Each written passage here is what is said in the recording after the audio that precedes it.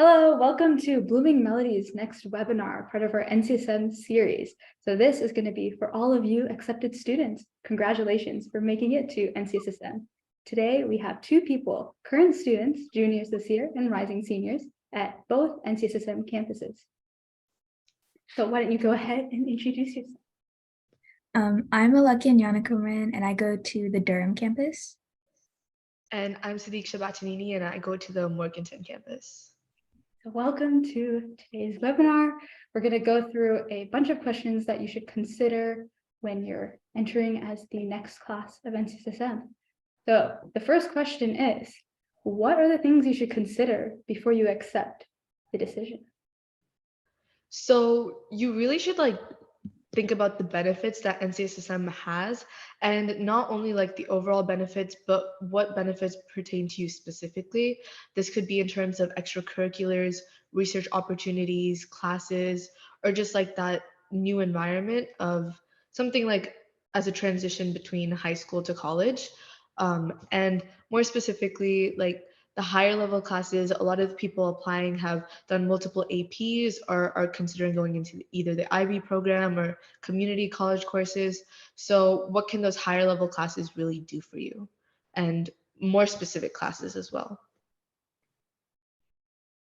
Yeah, just building off, as well as the academic portion, make sure you think of the personal stuff. So your family, your friends, things that are just outside of school that only pertain to your particular home high school that might not be available at NCSM. So definitely weigh your pros and cons. All right, thank you. So as some of you may know, we have a welcome day where you can go in, check out the campus, meet faculty, and see the new student body. So what are some things that you guys did or would recommend the next students to do when they visit campus? So the presentation they give is definitely very long, but you want to make sure you pay attention and maybe even take notes because they provide a lot of information in that session. And also talk to people. This is one opportunity that you get to meet everyone before you move in. So make friends, really get to know each other, find maybe you can even meet a potential roommate. So just put yourself out there. Yeah, one thing I remember during my welcome day was everyone was crazy bored during that presentation, but at the same time, you're trying to listen, but it's just so much information. And then afterwards, they say that the tour is optional. I don't know how it was for Durham, but for Morganton, they did say that it was optional, so you could leave if you wanted to. But I 100% recommend staying for that tour, whether you've toured the campus before or not, because now this is all of the people that have gotten in and can accept. You might be surrounded by all these people next year. So it would be a great place for you to start networking, and all of the staff and heads for each of the different courses. So you'll have the science head, you'll have the head of mathematics, you'll have all of those heads at the campus on welcome day. So it would be a great time for you to ask any questions that you've had or anything regarding courses or graduation requirements, anything of that sort. And Morganton did not have clubs, like a club booth at the end of Welcome Day last time, but I know Durham did. So Ilikia, do you want to talk about that? Yeah, we had a mini version of Club Fair, a full big version happens when you move in, but certain clubs choose to do it at Welcome Day. Definitely stay because they'll let you put your name on an email list and you can get involved with clubs before you're even on campus. And building off of the tours, for Durham, it was also optional, but I definitely recommend you go because this is before you choose what dorms you want to be in. So going on those tours really helps you get a view of what each room looks like and just see what fits you best. Right, so from those things, you might have noticed that Ilikia is from Durham and Sadiksha from Morganton. Forgot to mention that in the beginning. But the next thing we're going to go into is just how the graduation requirements work and how that's different from public school. So I'm going to go ahead and screen share the requirements and we'll get into that.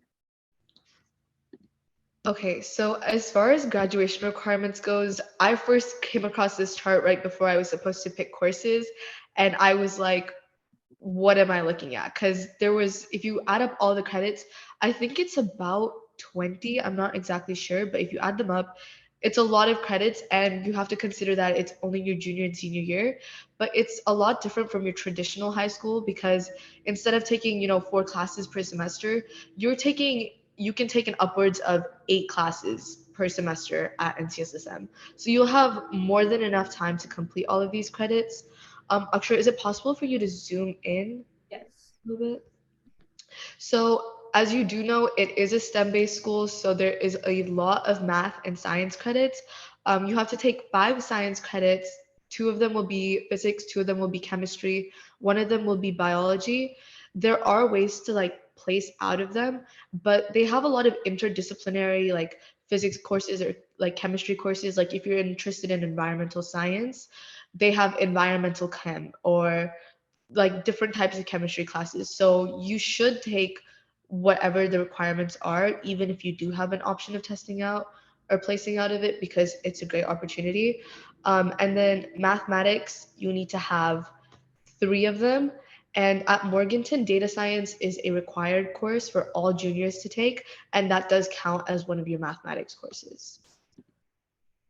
And then there is a language placement test and the physical activity. So at Durham, you can take any of like the PA classes that they have.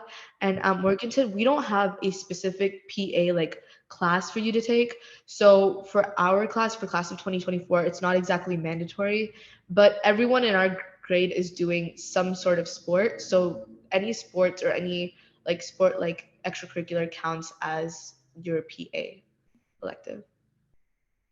Yeah, as Sadiksha mentioned, for RPAs, we have a variety of them, so you can choose any one of them. And they also recommend that you take it junior year. I think there is an option to take it senior year, but I don't think anyone does that. All the science credits and math credits are the same, except as she mentioned, we don't have to take data science. But other than that, it's all the same. And I would definitely recommend if you are confused, reaching out to someone. If you know a senior or like even just emailing the registrar, ask your questions because course requests can be very confusing. And just to clarify, PA means physical activity or wellness, that credit at the bottom. Last year, before we did pick classes, they had us meet with counselors. So they would set us up for certain meetings. And that was right before we were picking classes. So you can ask and like the registrar any questions. The language credits can be a bit confusing. So if you've taken 2 semesters of a language credit before, you only have to take 1 more when you come to SSM. If you've taken only one, you have to take 2 more semesters at SSM. And then if you've taken none, or 3, you have to take, yeah, if you've taken no language credits before, you have to do all 4 semesters of a language. And as far as social studies and English goes, we have a class that combines both of those credits. It's called American Studies. Junior year, it's required for all juniors to take American Studies 1 and American Studies 2. And then in your senior year, you have to take a humanities class, and then your second elective could be either humanities or English class. Right. So I noticed that there was something about required service hours. What does that look like on campus? So on campus, you have something called like your campus service. So that can range from like for us, it's like yard work. So you're outside, you're raking leaves during the fall. And then we have cafeteria service where you're helping out serving food, or they'll have you make food like sandwiches, simple stuff in the back. We also have a lab assistant, which you help set up labs. And there's just a variety of stuff you can do. You can like work in the library, sit at the smart bar, which is like our technical staff area. And outside of like school, you are required to have 60, no, wait, is it 60 hours? The 60. Yeah, okay. It's 60 hours like total, and you have to complete that before your fall break of senior year. And you can start doing that, I believe, like May 24th this year. So as soon as commencement's over, you can start getting your hours. Right. And if you guys need hours, feel free to join Blooming Melodies, even if it's temporary. You can come in. We are certified for whatever NC system requires multiple opportunities, both in person and virtual.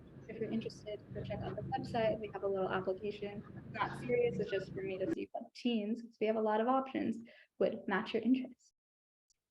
All right, so the next question is, what is the course request process look like? So basically, it's just like an online platform, and it really depends on what you want to do. We have a huge course catalog that's open on the website, so definitely go look at that, browse through. On the registrar page, they also have the classes that are offered for this year. So they've split it up into spring and fall semesters. And they also have like a meeting block time. So this is where it gets confusing because NCSSM has this weird like block schedule. And a class meets at different times on different days. So it's like, let's just take a class that'll say like B1, 2, 3, 4, and your schedule will say that as well. And you just sort of fill it in and you want to make sure, yeah, that's my schedule right now. And so you just want to make sure that when you are picking classes, the letter blocks do not clash because that means you're double booking a spot and you don't want to do that. So to optimize the classes and make sure you kind of get what you want, just lay it out. They have sent out the schedule, I believe. It's on the registrar website. So if you just Google NCSSM registrar, it should come up. And yeah, you just sort of block out your schedule. Again, if you have questions, make sure to reach out to someone because you don't want to do it wrong. And yeah. This block schedule is kind of one of the things that makes that transition to college like really prominent is all of the classes you don't meet like 5 times a day at the same time every single day. You're gonna have each class 4 times a week, and 3 of those periods will only be 50 minutes long, and one of those periods will be what we call a lab period, and that will be a full hour and a half. So that's how each day works, and it's also really convenient because you'll have breaks throughout the day because each class only meets 4 times a week. So you'll be able to get your homework done or like meetings of any sort. Sometimes you can sleep in, so it's really convenient. And each of the campuses has like popular classes to their own extent. So on on Morganton's campus, molecular biology, the R Chem, R Bio, and whatever classes Mr. Collins is teaching are very popular. Durham is orgo, which is organic chemistry, and astrophysics, but it really just depends on the teacher as well. So we also have different classes broken down into R classes and like R programs, R classes, and then Rex classes. So the R asterisk classes, this is what you'll see if you're going through the course list on the NC System website. You'll see that some of the classes will have like an R with an asterisk next to it. That just means there is a heavy research component in it. At Morganton, we have a Morganton and Durham campuses. Both have a research symposium at the end of like the spring semester. And if you're doing an R asterisk class at Morganton, you will more than likely have to do an independent research project for that class and present whatever you did at the research symposium. At Durham, it's most likely not like that. The research classes just mean that you have a heavy like emphasis on lab blocks. So every lab or every week you have a lab block per class. And if it's a research class, you're in the lab, you're doing hands-on stuff, and you're like making hypotheses, testing them. And for the research classes. So we've got research in biology and research in chemistry, research in physics, and research in computational sciences. Those are your main like course block classes. And those are your research things that you apply for in the fall. So for those classes, you have to apply in your fall of junior year. You cannot get into them your senior year because it's kind of like a year and a half long commitment where you're going to be in those programs throughout your junior year and throughout your senior year as well. And you're going to work on one big long research project. And as Ilikia said, Durham has research in biology, chemistry, physics, and comp sci. But Morganton this year, we only have we also have research in math is also Yeah. research in math and research in humanities. So those are also two of the big ones that you have to apply to get into. And Morganton has all of those except chemistry and comp sci. So we are expecting to have those for class of 2025. And one other thing is priority sciences. So as soon as you get in, when you're picking your courses, you are supposed to pick a priority science as well. So priority science doesn't tie you down to anything specific. It's just the science classes that you're more interested in taking. So by the time you graduate, you will end up taking more of your priority science course credits. Like mine is biology, and even though the graduation requirement is only one biology course, I've already taken two, and I plan on taking two more next year. So it's kind of just like a priority list. So when you're requesting your courses, if you're trying to fight with someone whose priority science is physics, they'll more than likely give you that course because your priority is biology. And with your priority sciences, if you are like, when you're picking courses, they definitely do not want you to do a chemistry and a physics at the same time, because those are some of our more rigorous courses. So it'd be heavy. Is it possible? Yes, but it's not recommended. Okay, so thank you for all of that. Now that we talked about just general classes, what's popular, we're gonna go into how everything's structured and what the workload is like. So, like I said, the structure is completely different. But it's your schedule is just something that will take getting used to, like some time to get used to it. It works out really well because a lot of the students will have late starts at some points in their week. So, like I start late on Mondays and Fridays, which is absolutely amazing because I love to sleep in. So, Sunday nights and Thursday nights, I tend to stay up later doing like homework or things that need to be done. As far as workload goes, it's very, very different just because like it's more of like a lecture based thing. So your 50-minute classes, for majority of my classes, you'll get information or tasks or we'll have discussion. And then once you go back to your dorm or like out of class, it's up to you to learn that material by yourself.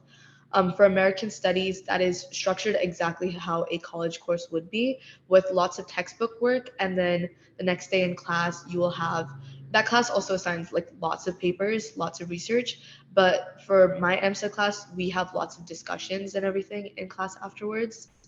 And in traditional high schools, you are at max allowed to double up in a subject, like, double up in math and science. And that way you'll be taking four math and science in 1 year.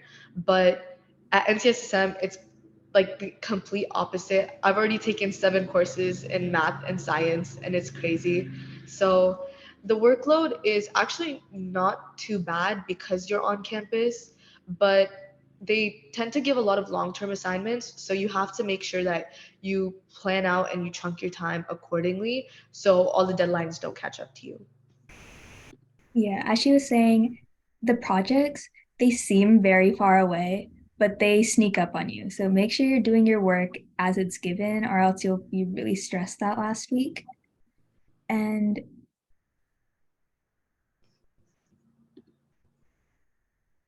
as she was saying, since you're on campus, getting help for these classes is so much easier. So make sure you reach out to your teachers. You also have peers that live on your hall that are probably TAs for that class. So just utilize your like available resources. Something else that's different is having evening classes.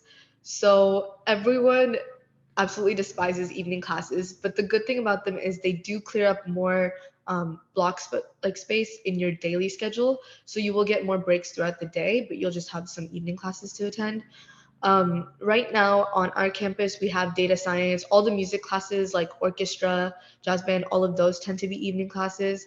And then mentorship, that one is also an evening class. So the good thing about evening classes is you will never have one on Mondays or Fridays other than digital photography. That is the arts are sometimes those will be the only classes you'll have on Mondays, but on Fridays you will not have any evening classes. Majority of them are split up between Tuesday, Wednesday, and Thursday. Yeah, so most of your electives and arts credits are evening classes, but this is a little far off. But your senior Englishes, those would also be a lot of them evening classes. And then the last thing is the structure for these classes, it's a lot more group work oriented. So it's going to be a lot of collaboration. And I know because you all live on the same campus, it sounds easy, but things tend to get busy really fast between clubs, meetings, like running around here and there. You're living by yourself, you have responsibilities. So that whole aspect of time management and making sure that you're planning for each thing is really, really important. All right, so Sadiksha mentioned mentorship as a type of class a little while ago, so that kind of relates to the research opportunity. So could you guys go dive into it a little bit more and how do we get involved in it? So I am also in mentorship. I am part of the academic year program. For mentorship, there are three different programs you can choose. So there's M1, which is just summer. There's M2, which is academic year, and M3, which is the summer and academic year. And once you're in one of them, you can't switch. You're stuck in that one. And like we mentioned before with the research opportunities, mentorship is also something you apply for in the fall of your junior year, and you cannot join in the senior year because it's like they match you up with your mentor in your spring semester. So you go through a foundations of mentorship course where you're learning about how to read research papers and you're like looking for mentors and a lot of the mentorship basics. And for research, same thing. The research opportunities actually come before mentorship. So you apply to research. If you don't get in, you can apply to mentorship. And the great thing about mentorship is it's not like you're going to their field to like, shadow them or just like study what they're working on. You get to in turn create your own research project if that's what you want. And those mentors will help you like along every step of the way. Like you mentioned, the M1, M2, M3. I am M1, so I'm working over the summer. So my opportunity is Highlands Biological Station will be doing a lot of environmental science research. So if I am there and I come up with a research question and I want to do testing, I want to publish research, those mentors will stay in contact with me like for as long as like throughout senior year or however long my research project is and help me give me guidance as to what to do about my research. There is also an opportunity called independent studies and forums. This is another thing you have to apply for. So when you do apply to NCSSM, my thought process was I'm applying to SSM and my next application will be my college apps. That is completely not the case. Like junior year, you'll probably have 5 to 7 different applications you have to submit in just the fall alone. So independent studies are something that you're interested in doing, and you just have to find a faculty sponsor to help you out and just be there to supervise. And that's just something that you'll be working on. A forum, on the other hand, is something that is open to the entire student body. So if you have an idea of something like, I know one popular one at Durham is the sleep forum. So if you are interested in something like that, that will be something that's open to the entire student body, and students can just apply based on their interests. And you also have the opportunity to host a forum. So if there's something you're interested in and you want to teach it, you can just find a sponsor and you can set up a whole like class curriculum and you can start teaching. And these forums are normally student led. So Mhm. The biggest difference I would say between the independent studies and forums, you can have independent studies with groups of people. Forums, again, are open to the entire student body, and independent studies, you are either extremely selective with who you're taking or you're just not taking anyone. So you kind of get to decide based on what you're doing. Um, One independent study that I'm doing at Morganton is based off DNA extraction. So for something like that, we cannot open up something like that with the resources to 150 students. So that was a program that was selected where students would have to apply to get into the study, and we would pick them based off their application.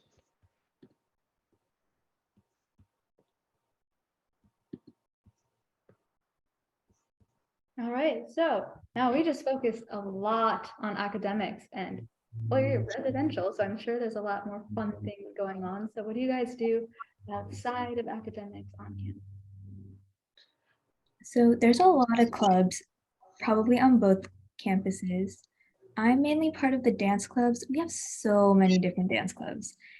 Anything you want to do, you can do. So we've got Bhangra, we've got Bollywood, we've got ballet, we've got hip hop, we've got Chinese dance, so many different culture clubs as well. So we've got South Asian clubs, we've got a Black Student Association, we've got LSU, which is the Latin Student Association, literally everyone. And we also have a bunch of academic competition clubs. This year, we did not have FBLA or DECA, but we're working on that. We're trying to fix that. But we did have TSA, and for DECA, we participated through Morganton. So that's always an option. Anything you'd find at like your normal home high school, if it is not at SSM, it is very easy to make it happen. So for clubs on Morganton, we are a smaller campus. So we do have lots of fun events. So Asian Cultures Association is probably one of our most prominent clubs. We do things like boba nights, Bollywood nights. We do like Lunar New Year and everything. And as far as dance goes, we have one overall dance club and we have different disciplines in that dance club. So we'll do workshops for Latin dancing. We had Bhangra workshop, Garba workshop. So that's kind of how we break it down. But as far as cultural like groups go, we have Latin Student Union, we have Black Student Union, and we also have the Native American Student Union, just to name a couple. So a lot of the time when you're not in classes, you're going to be spending around clubs. Robotics is also really huge, I think, on both campuses. And for academic competition clubs, we did not have a HOSA. We did have a really small TSA, but our student that was competing in TSA just went through Durham. So we had DECA, FBLA, small TSA, and we're getting HOSA next year. So kind of in terms of academic competition clubs, we have them all. Science Olympiad is huge on both campuses, obviously. And then for things that we do off of campus, a lot of it is organized by the CCs, and CCs are community coordinators. So you will have one CC living on each hall, and they will kind of organize your events for you. So say you want to go like roller skating or you want to go see a movie, they will arrange transportation and take a group of you and your friends to, get food, watch a movie like on the weekends. We did like shamrock shakes. We love to cook on our hall. So we do cooking classes like every weekend and lots of food runs. We go for Taco Tuesdays where we go to Taco Bell and like this other restaurant. So those tend to be our activities. Yeah, same with Durham. Our CCs will organize rides. We have like a loop food run that runs every week. We also recently, with this, our SG, which is student government, they established a farmers market run. So if you get tired of Harris Teeter, they'll take you to the local farmers market to get fresh produce. Um, Other events, we've got a lot of like school-wide events. A lot of them are put on by our cultural clubs. So we'll have block parties every month, different clubs. So we had a LGBTQ plus block party at the beginning of the year. Our Asian American, or not Asian American, our Asian Student Association, they have a lot of block parties. They also had this huge cultural fest a few weeks ago. I don't know if you saw Asia Fest. It's a pretty big deal on campus. We've got Asia Fest, Latin Fest, and um, Africa Fest. Those are our big three fests, and it's just a big cultural production. It's really cool to watch. We also have plays on campus. I'm sure Morganton does too. We recently, just like last week, I think, was our Beauty and the Beast production. So we have a lot of stuff that you can be involved in, lots of big school-wide events. And for our hall events, same thing. Anyone can propose a hall event. You just talk to your RLAs or CCs and they'll make it happen. And we have a lot of inter-hall events on Durham. So you'll like, we have sibling halls at Durham. I don't know if Morganton does that, but it's basically just another hall that you sort of do a bunch of events with and you get really close with them. So it's really fun. It's like a little community. We have sibling halls as well, but I wouldn't say the community is as tight knit as Durham, just because half of our halls are still empty due to lack of another class. So we're just waiting on those juniors to come in. And we are also doing powder puff. So there will be more than likely there will be a new activity or a new event coming up every single month. There'll be plenty of opportunities for you to get your volunteer hours on campus, do like organizing these activities and stuff. Dance practices are huge. So whenever we have any sort of Asian Cultural Association event going on, dance club always collaborates with that. So we always have like dance clubs, dance practices 5 days a week, 9 to 10. So good thing about Durham is they have a dance studio. We do not yet have a dance studio, so we're currently operating out of this giant American Studies classroom. Um, so yeah, and then downtown Morganton is something that we loop to every single weekend. We have downtown Morganton loops, and it's a really cute town. There's a lot of things to do, and we also go to Hickory a lot for like Target, um, malls. So that's what we tend to do on weekends.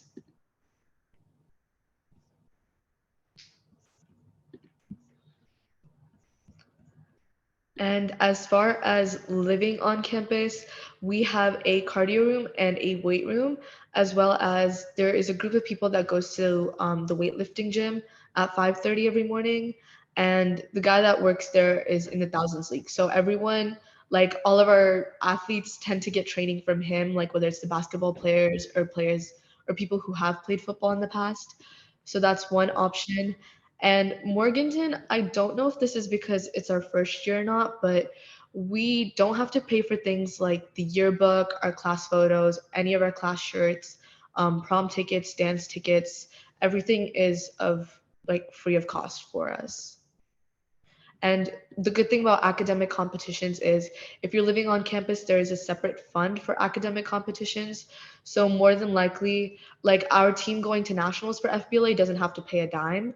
And our group of people that went to FBLA states had to pay like close to $100 only for each person. And yeah, so we get a lot of funding in terms of academic competition.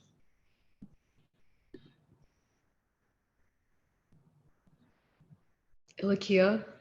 Hey, Alekia is frozen. She frozen on your end? Yeah. Okay. Okay, can you guys still hear me? I can Yes. hear you. Yeah. Because I can't do anything on my Zoom. It's just like, you know, when like something's not responding and it like has that white thing? Yeah, that's what's going on right now. Perfect. Okay. We can still just like talk about Durham a little bit. Okay, so one future thing that will probably affect us next year is renovations. So Durham is going through a lot of renovations right now. We are currently renovating our cafeteria, or which we call it our PFM. And next year they are planning on renovating, I think it's Hill and Reynolds. So one guy's hall, one girl's hall. And they'll put you in like this mini like movable home thing on the baseball fields.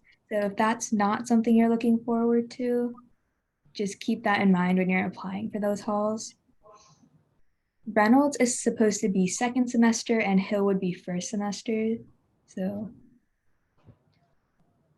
And as far as Morganton renovations go, we are a fairly new campus. So we have two buildings that we are waiting to be like, one of them has not even started construction, and then the other one is almost done. So more than likely by the time the summer is over, we will have that hall done.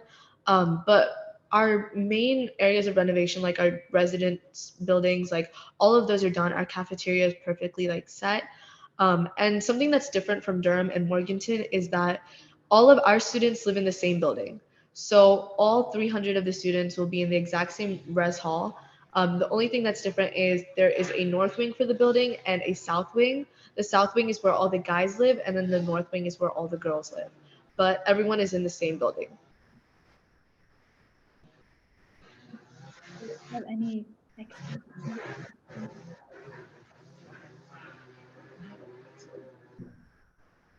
All right, well, that's all we have for you today. Thank you so much for watching all of it and congratulations again. And I hope you have a wonderful time at NCSSM.